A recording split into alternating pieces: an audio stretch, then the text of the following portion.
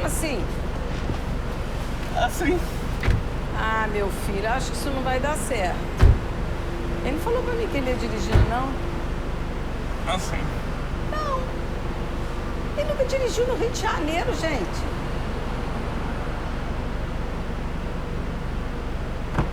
Meu filho, mas você nunca dirigiu no Rio de Janeiro.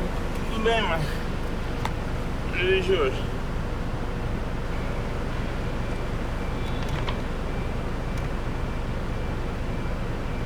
É isso. Mas acho que não dá pra todo mundo subir aqui, fica pesado. O carro bate. Tá bom, Fabrício não vai então. Tá, então nem eu. Eu entro lá em cima. Por que que você não vai? Eu tô achando que vai bater o carro. Então tá bom. Então tá bom. Ah, meu santo. A primeira vez vai... É, mãe, é a primeira vez. Fecha a porta então. Ele não me falou nada. Ele sabia que eu ia falar que era perigoso. Gente, é perigoso, gente. Ele nunca dirigiu aqui no Rio. Você não acha, não, Fabrício?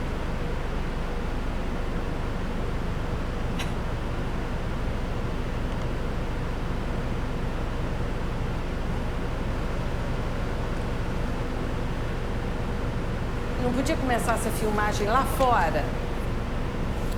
Já tá falando. É muito difícil Que ela essa fala? coisa ali. Eu não tô sendo negativa, não, Tá mas muito aquilo ali é falado. muito difícil. É que se Ah, já foda. tá aparecendo tudo, por isso que você... Puta, então, por que você não me falou?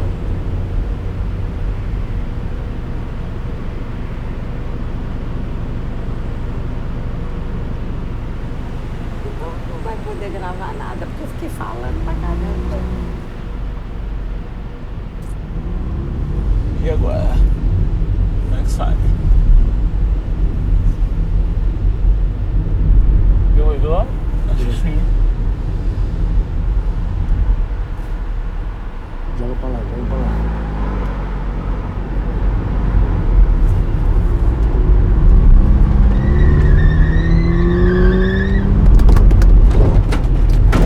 Nossa Senhora. Bateu. Ó, A ideia do que veio a ser no Meu Nome é Daniel, ela começa em 2014, quando eu faço um curta-metragem chamado Como Seria.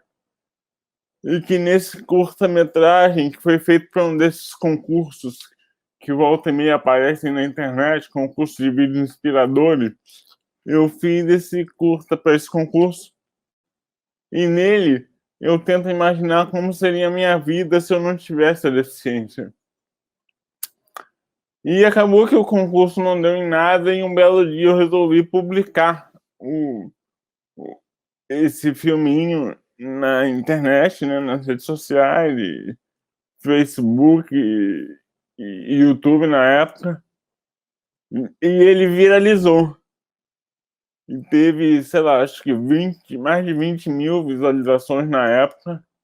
Em 2 semanas, um pedacinho dele foi exibido também no encontro da Fátima Bernardes. E aí, diante de tudo isso, eu falei, bom, acho que eu tenho mais história para contar e também outras coisas para dizer. E aí a gente começou a desenvolver o que veio a ser o Meu Nome é Daniel. Essa é minha mãe. Eu considero o pontapé inicial do longa uma campanha de financiamento coletivo feita entre maio e julho de 2015.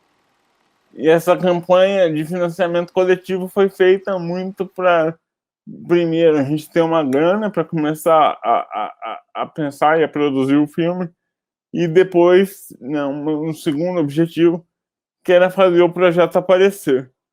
E depois desses 2 meses, a gente conseguiu atingir os dois objetivos, né? A gente bateu a meta da campanha e o projeto também apareceu em alguns sites e jornais online. E através de um desses, através de uma pessoa conhecida, através de um amigo que trabalhava com o Roberto Berliner na TV Zero na época, o Vitor Leite, ele mostrou o projeto, a ideia da campanha para o Roberto se interessou, me chamou para conversar E dessa conversa a gente saiu com um acordo de coprodução firmado. Nessa época, meu tio era o cineasta da família. Com sua câmera Super 8, ele encenava pequenas histórias. E aí eu diria que a entrada da TV Zero no projeto foi primordial para poder dar um respaldo para ele, né? Ali em 2015, a produtora, minha produtora, seu filme tinha 2, 3 anos de vida, ainda era uma produtora muito no início de carreira, né? A gente nunca tinha feito nada grande, assim, só alguns curtas. E a entrada do Roberto e da TV Zero deu um aval, né? Um respaldo pra gente, né? E ter a TV Zero foi primordial para a gente ter a pontuação necessária para poder passar de fase no edital da Rio Film em 2015. Em 2014, a gente tinha entrado com o mesmo projeto no edital da Rio Film e a gente não tinha sido finalista. No ano seguinte, já com a TV Zero, a gente apresentou o mesmo projeto, mas só de ter o currículo da TV Zero junto ali, nos deu pontuação, a gente foi finalista, e aí na defesa oral, né, no pitch, a gente foi super bem, e depois de 1 ou 2 semanas dessa defesa oral, a gente foi um dos projetos contemplados com a grana do edital.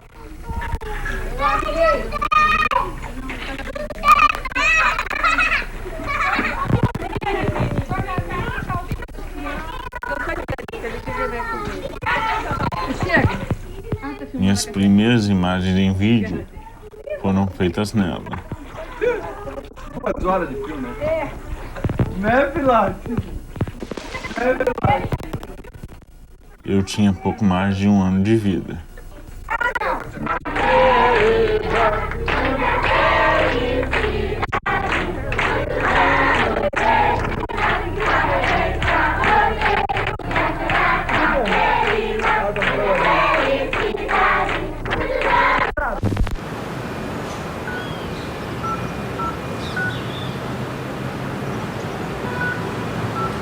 O primeiro passo dessa nova busca seria refazer uma ressonância magnética.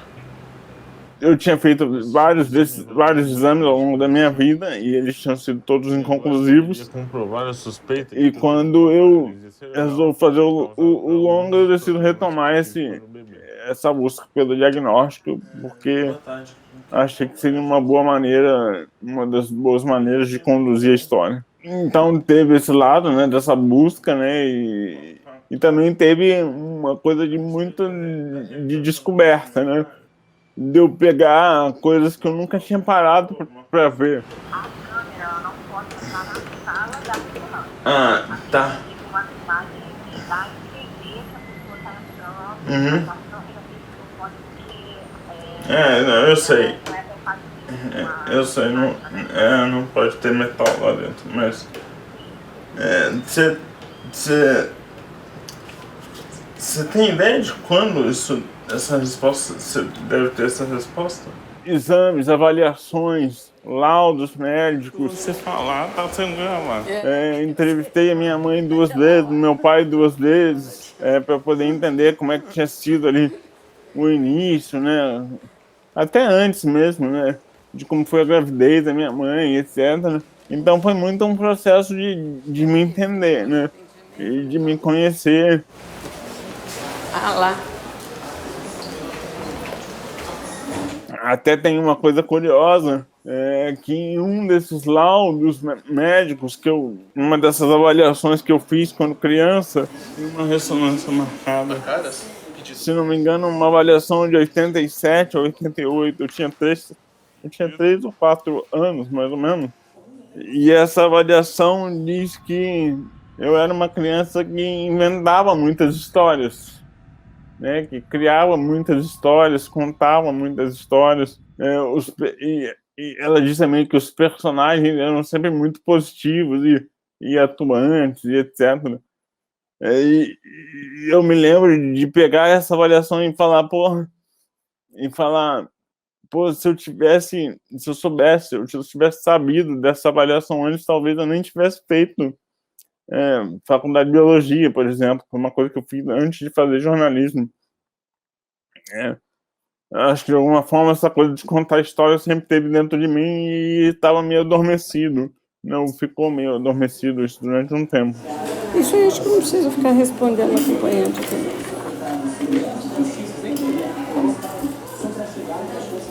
Espera aí.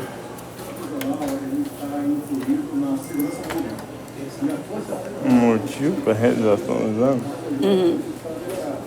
Durante a gravação, um pouco, mas principalmente durante a montagem do filme foi muito intenso, assim, né? Porque como era um filme muito pessoal, né? Como é um filme muito pessoal, foi um trabalho ali diário, né? Meu e do Vinícius Nascimento, que foi o montador do filme, da gente assistir todas aquelas imagens de arquivo, entender de que maneira elas poderiam ser usadas no filme, tentar buscar de que maneira aquelas imagens se juntariam, poderiam ser usadas para contar algumas das histórias que eu queria contar. Então foi um processozinho de terapia, né? Um processozinho muito de autoconhecimento, que eu acho que começou no Como Seria, né? No curta, mas com Meu Nome é Daniel foi muito mais intenso, muito mais forte, né? Porque a gente gravou ao longo de 1 ano e meio, mais ou menos. As primeiras gravações foram ali entre junho e julho de 2016 e a gente terminou de gravar. Eu acho que a sequência em que eu faço o segundo exame foi ali em outubro de 2017. Então foi 1 ano e 3, né? 1 ano e 2 meses de gravação e mais 6 meses de montagem, e foi muito intenso. O filme tem algumas sequências que são muito boas, né? E são algumas sequências que revelam muito da minha personalidade e da minha relação com as pessoas, né? Então eu gosto muito da sequência inicial do filme, aquela em que eu saio dirigindo da garagem do prédio onde eu moro aqui no Rio. Uma outra sequência que eu gosto é a sequência em que eu faço o exame, que eu vou fazer a ressonância magnética e que eu acabo desmaiando na preparação para o exame.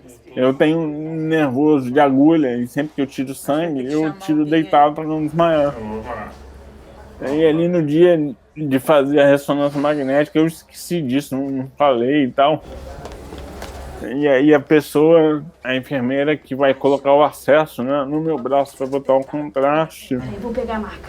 Eu tô sentado, né, num quartinho. Vem pegar a marca. E a câmera pega todo o processo. Tem até um momento que é muito parecido com aquele meme do cacete de agulha. Daniel. E que eu acho muito engraçada aquela sequência. Lógico que na hora não foi nada engraçada, mas depois assistindo eu acho que é um dos pontos altos do filme. Assim, ó. Daniel, me ajuda a segurar ele. Vai desmaiar. Ai, meu Deus. Pega aqui, Jean, nas pernas dele. Pega nas pernas, vamos direto, gente. O pescoço Pode soltar, pode dele. soltar. Daniel, Tá. Daniel.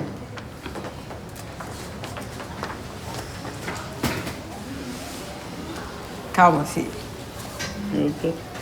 Tá não. Você não tá nada calmo. Você só passa mal quando não fica calmo.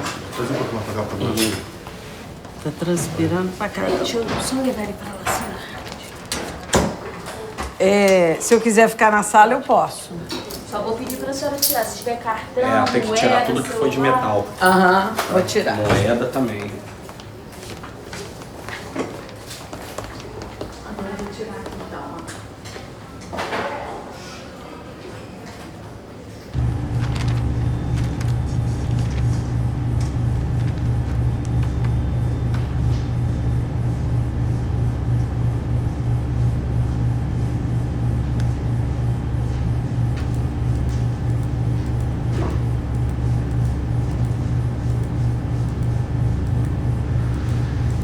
O primeiro movimento de começar a pensar no filme foi digitalizar e depois assistir todo o material de arquivo que os meus pais tinham gravado, né?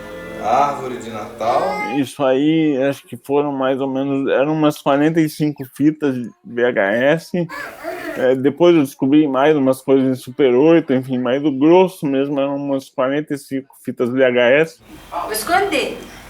Que viraram 20 e poucas horas de material de arquivo.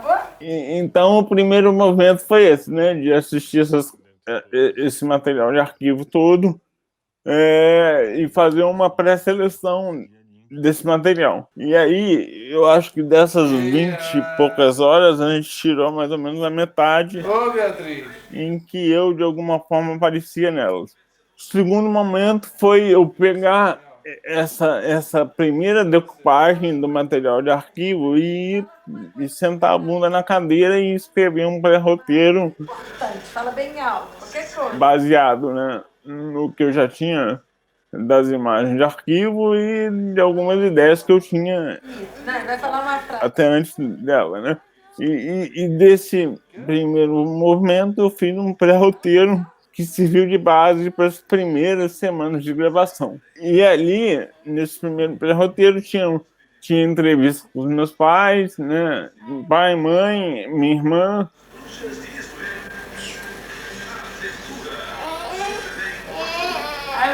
Tinha também consulta médica, né? Dessa coisa da busca pelo diagnóstico, feitura de exame, algumas coisas de cotidiano que a gente gravou, né? Coisas em casa, tinha escalada também.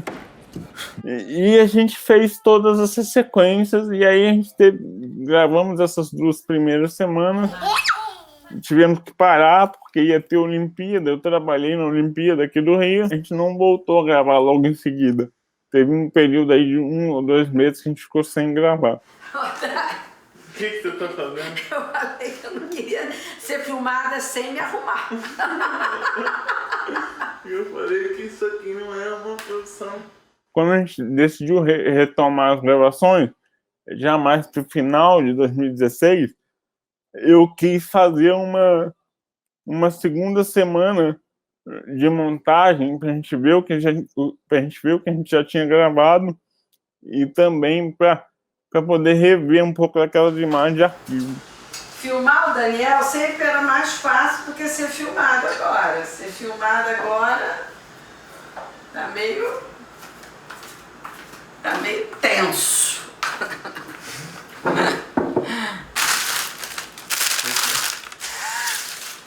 Por quê?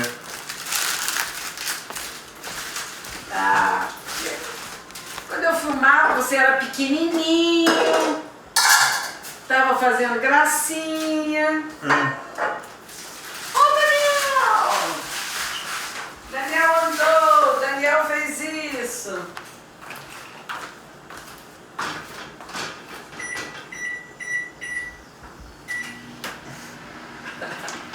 E aí? Beleza. Mas já tá gravando? Já tá gravando. Depois corta, mas não tem problema. Dessa segunda semana participaram eu, o Vinícius e a Maria Clara Escobar, que foi a nossa consultora de roteiro. E dessa semana de trabalho, uma coisa que a gente viu que seria muito legal de fazer e que talvez tenha sido uma das decisões mais importantes que eu tomei ao longo de todo o processo do filme, foi a decisão de eu ir até a casa dos meus pais filmar sozinho, sem equipe. Foi uma decisão que foi muito contestada, né, por algumas pessoas próximas. Alguns amigos chegaram a questionar se as imagens iam ficar boas, né, se ia ficar do mesmo padrão estético do que já tinha sido feito. E aí, nesse momento, eu me lembro de falar mais ou menos assim, então, esse filme não é um filme para ganhar prêmio de fotografia. E no fim das contas, eu acho que o fato de eu ter ido até a casa dos meus pais filmar sem equipe foi bom, porque eu acho que dificilmente eu teria registrado as coisas que eu registrei sozinho, se eu tivesse com uma equipe junto. Minha mãe estava super incomodada com a presença da câmera ali na casa dela, só comigo. Acho que com uma equipe junto ela ia ficar muito mais travada. E sem contar que eu sozinho, eu tive a liberdade de filmar a hora que eu quisesse, né? Eu chegava de surpresa na cozinha, eu filmei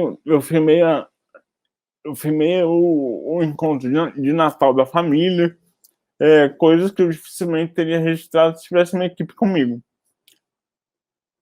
E no fim das contas, eu acho que a qualidade das imagens nem ficou tão diferente das outras, né? Eu até gosto das imagens que eu fiz.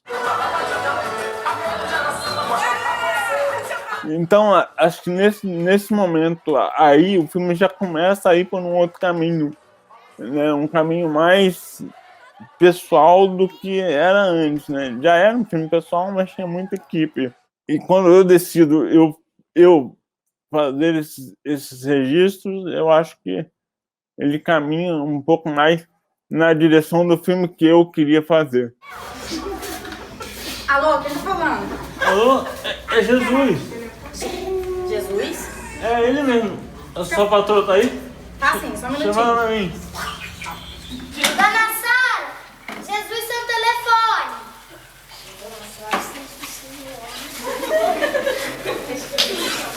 Jesus? É Jesus mesmo? Sou eu. Olha, eu fui na sua casa, hoje à noite? Então vem às 8 horas. Eu vou preparar um jantar.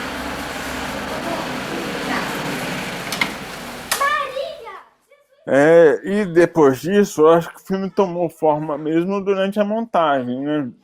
Quando eu comecei a montar, ali no meio de 2017, logo de cara ficou muito claro que não daria para usar nenhuma daquelas entrevistas que eu fiz com pessoas que não eram da minha família, né? Todas elas levavam o filme para um lugar que a gente não queria, que era um lugar de exaltação do Daniel, né? Que me colocava ali naquela coisa muito próxima, né, da superação da deficiência. Que também vale falar, né, que além dessa busca pelo diagnóstico, né, de outras coisas que eu queria contar, uma coisa que foi sempre muito presente, que talvez tenha sido o maior norte, né, nessa condução do filme, foi a de que o filme não ia cair em nenhum daqueles estereótipos em que as pessoas com deficiência geralmente são colocadas, né? A gente não queria fazer nem o filme do coitadinho e nem o filme do herói da superação. O lance de fugir dos estereótipos, ele sempre foi muito importante para mim, porque eu nunca me enxerguei nesses dois lugares, né? Eu nunca me enxerguei como um coitado e nem como um herói que superou todas as dificuldades para poder viver. Eu não vestia nenhuma dessas dos carapuços. E isso também foi importante, né? E a decisão de fugir desses dois lugares vem muito de uma coisa de que sempre que as pessoas com deficiência, ou sempre não, né? Generalizações sempre são ruins, mas na maioria das vezes que as pessoas com deficiência são retratadas por pessoas sem deficiência, elas acabam sendo colocadas nesses dois lugares. E eu como uma pessoa com deficiência contando a sua própria história, não poderia de jeito nenhum cair nesses dois lugares. E aí, de que forma a gente fez isso? A primeira, que eu falei um pouco antes, foi a de tirar todas as entrevistas que levavam o filme para esse lugar da superação. E a outra também foi uma decisão narrativa, que foi a decisão de não usar música no filme. Ou de não usar nenhum tipo de música para poder causar alguma emoção nas pessoas. Na versão do Como Seria, que está no YouTube, ele tem uma musiquinha, um piano super emotivo. E eu, logo que publiquei o vídeo, também, se a gente for pegar os comentários que estão lá no YouTube, a maioria deles é, nossa, que exemplo de superação, me emocionei, chorei e o caramba. E a gente queria evitar isso. A gente não queria potencializar nenhum tipo de emoção com música. Eu sou enfermeira, eu vou fazer sua coleta, tá bom? Eu posso fazer deitado? Pode. É melhor pra mim. Não tem problema. A gente também tirou do filme algumas falas da minha mãe que eram muito emotivas. Eu me lembro, acho que nessas 2 ou 3 horas de entrevista que eu fiz com ela se emocionou durante uma vez só. Tá tranquilo. E durante boa parte da montagem esse trecho estava no filme. Esse trecho em que ela se emociona. E aí até que chegou um momento que a gente achou melhor cortar. Porque estava destoando do resto. Acabou. Tudo bem? Tudo. Quando o projeto começa, né, quando o projeto começou lá em 2015, né, na campanha de financiamento coletivo, ele ainda tinha o nome do curta, né? A gente fez a campanha do crowdfunding com o nome de Como Seria. E durante muito tempo a gente chamou o filme de Como Seria. O filme foi inscrito no edital da Rio Film como Seria, o filme também foi pro edital do BNDES como Seria. Mas dali, acho que durante 2016, né, depois que a gente já tinha começado a gravar, foi ficando muito claro para mim que a história do Como Seria já estava resolvida, né, já estava resolvida no curta. Não tinha nada de diferente que eu poderia acrescentar àquela coisa de como seria a minha vida se eu não tivesse deficiência, né? E aí eu decido que o filme não vai se chamar mais Como Seria, mas também não tinha um nome. E aí, baseado num relato que a minha mãe tinha escrito quando eu era adolescente, ela fez como se fosse uma linha do tempo minha. E o título dessa linha do tempo era A História de Daniel. Então, quando a gente começou a montar o filme, e até o final da montagem, né, até o corte final, a gente ainda chamava o filme de A História de Daniel. Mas dali pro final, quando a gente estava chegando perto do corte definitivo do filme, também foi incomodando esse título em terceira pessoa, né? Porque o filme era narrado por mim, em primeira pessoa. Então eu me lembro de a gente fazer uma exibição do corte final na TV Zero, e aí depois dessa exibição a gente ficou ali num processo coletivo de chegar ao título. Um dos títulos que foi levantado, assim, logo de cara, foi Tadinho ao Caralho. Né? Tá até aqui na minha pulseira. Tadinho ao Caralho é uma frase que é muito importante na minha vida, assim, né? Que eu falei ela pela primeira vez para alguém que falou da minha condição. Eu devia ter uns 10 anos. Então, é uma frase muito forte, ela também aparece em um pedaço do filme e tal. Então foi Tadinho ao Caralho. Mas aí alguém que estava na sala falou, então, acho que vai ficar meio ofensivo demais. Vai ter uma galera que não vai ficar... que pode ser que fuja do filme por causa do título. Aí a gente falou, tem razão. E aí, eu não lembro se foi eu ou se foi alguém que estava na sala que falou, mas e o Cidade de Deus, tem o Dadinho ao Caralho, meu nome é Zé Pequeno. E aí desse, né, Dadinho ao Caralho, Tadinho ao Caralho, meu nome é Zé Pequeno, meu nome é Daniel. E aí ficou. E eu acho que foi o melhor título que a gente poderia ter, porque é um título fácil, né? Um título que é facilmente traduzido para todas as línguas, né? Então, ele foi Meu Nome é Daniel aqui, ele foi My Name is Daniel para os festivais em língua inglesa, e ele foi Mi Nombre es Daniel para os festivais de língua espanhola. Então, acho que o Meu Nome é Daniel talvez tenha sido o melhor título que a gente poderia ter escolhido para o filme. Agora, todos os colégios, você tinha uma pessoa que te acompanhava, né? Mas uma coisa que a gente sempre passou e sempre lidou foi assim, não quero que seja que fique feito babá atrás dele. É para atender ele, mas não é para ser um grude nele. Então a pessoa atendia até as outras crianças também, né? Não ficava só com você. Eu entro na PUC, né, em 2004 para fazer jornalismo.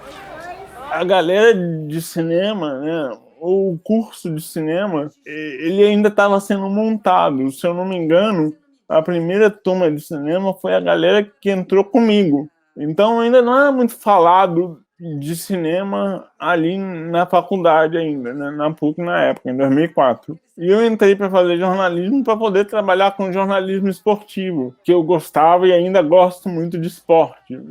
Assisto tudo quanto é coisa. E tinha essa vontade de trabalhar com jornalismo esportivo. Só que aí, quando eu estava do quarto para o quinto período, eu fiz prova para a TV PUC.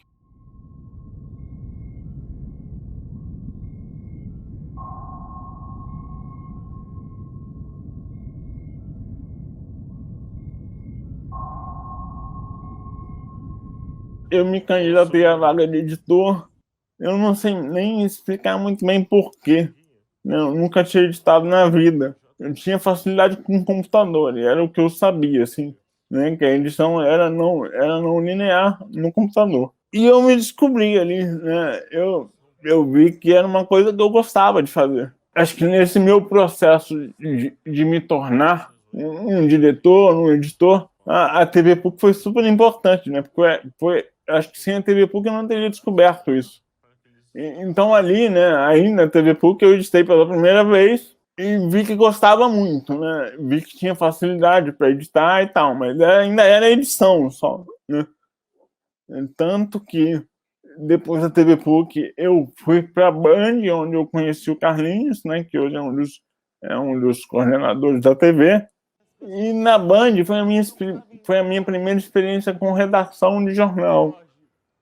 E eu ali logo vi que jornal diário não era minha. Eu queria ter mais tempo para fazer as coisas. Uma coisa parecida com o que eu tinha feito na TV PUC, né? Que eu editava os programas maiores, né? De meia hora e tal, né? Pequenos documentários, né? Guardados as devidas proporções.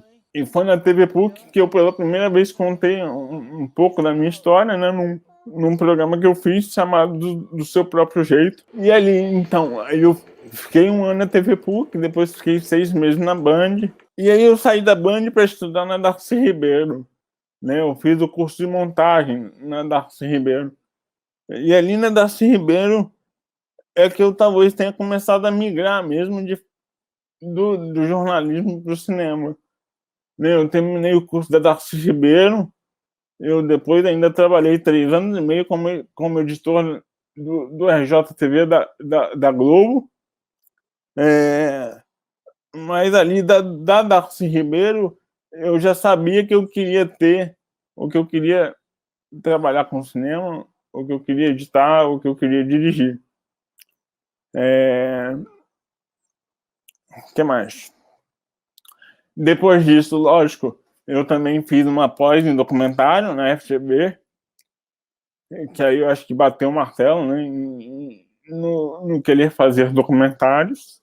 Meu primeiro filme foi meu projeto de conclusão da PUC, né, em jornalismo. Meu segundo curta foi o projeto de conclusão da pós da FGV. E aí depois disso vieram outros 3 curtas e o Meu Nome é Daniel. Então eu acho que foi esse processo aí, um processo de migração de jornalismo para cinema. Uma participação muito importante da TV PUC nessa história.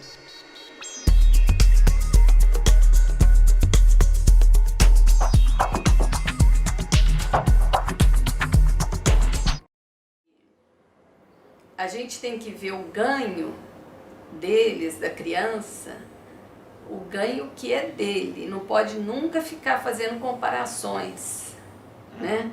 Então, porque quando a gente olha assim, 10 anos teria que... Não, nem 10 anos. Com 1 ano e 2 anos estaria andando, estaria fazendo isso, estaria fazendo aquilo, né? Se a gente fosse olhar o Daniel sempre comparando com uma criança com desenvolvimento normal, né? A gente estaria sempre achando que ele, tipo, sempre se frustrando e não vendo as melhoras dele, né? Então, acho que a gente sempre, enquanto pais, a gente tem que procurar ver o desenvolvimento dele, que é dele, né? E que ele tem que ter, fazer tudo o que ele é capaz do jeito dele. É isso, Júlio? Do Seu Próprio Jeito é um programinha que tem 15 anos de idade agora, né? Tá fazendo, né? Porque ele é de 2006. E acho que ali foi a primeira vez que eu falei sobre a minha história. Talvez ele seja um embrião do que veio a ser o Meu Nome é Daniel. Tem entrevista com minha mãe, entrevista com meu pai, tem entrevista com Beatriz Saboia. E tem outros dois personagens. Tem a Maria, que era uma paciente da minha terapeuta. Também tem a Kátia, que era minha fisioterapeuta. E tem o João, que hoje já é um jovem adulto, mas que na época era uma criança de 5, 6 anos. Então, com as histórias dessas 3 pessoas, tendo como base a minha, a gente fez do Seu Próprio Jeito. Primeira vez que eu consigo subir essa via sem cair.